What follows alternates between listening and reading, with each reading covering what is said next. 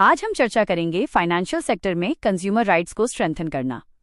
आज के समय में जब डिजिटल पेमेंट्स और डिजिटल लेंडिंग बहुत तेजी से बढ़ रही है, तब कंज्यूमर प्रोटेक्शन भारत की फाइनेंशियल स्टेबिलिटी और फाइनेंशियल इंक्लूजन के लिए बेहद जरूरी बन चुका है। सबसे पहले समझते हैं कि ये टॉपिक न्यूज में क्यों है।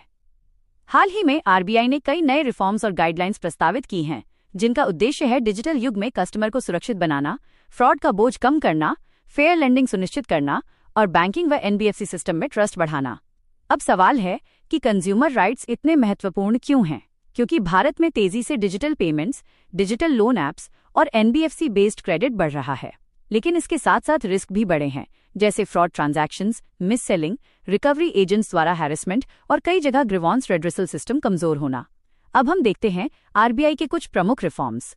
सबसे पहले, डिजिटल फ्रॉड से जुड़े मामलों में आरबीआई ने प्रस्ताव दिया है कि छोटे वैल्यू के फ्रॉड डिजिटल ट्रांजैक्शंस में कस्टमर को 25,000 रुपये तक का कंपेंसेशन मिल सकता है। इससे अनऑथराइज्ड ट्रांजैक्शन में कस्टमर की लायबिलिटी कम होगी और डिजिटल पेमेंट्स पर भरोसा बढ़ेगा। दूसरा, मिस सेलिंग रोकने के लिए गाइडलाइंस लाई जा रही हैं।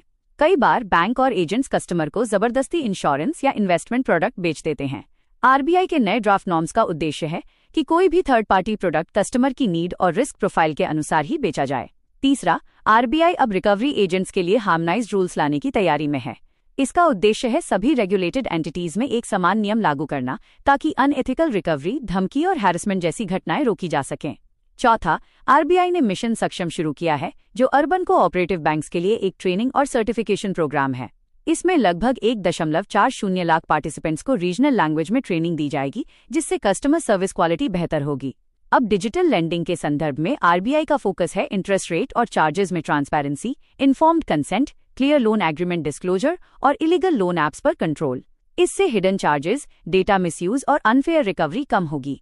साथ ही केवाईसी नॉर्म्स भी फाइनेंशियल सेफ्टी के लिए जरूरी हैं, क्योंकि स्ट्रॉन्ग केवाईसी से आइडेंटिटी फ्रॉड, फेक अकाउंट्स और मनी लॉन्ड्रिंग रोकी जा सकती है। इसके अलावा आरबीआई ओम्बड्समैन सिस्टम को मजबूत करना जरूरी है, ताकि शिकायतों का समाधान जल्दी हो और बैंकों व एनबीएफसी की अकाउंटेबिलिटी बढ़े।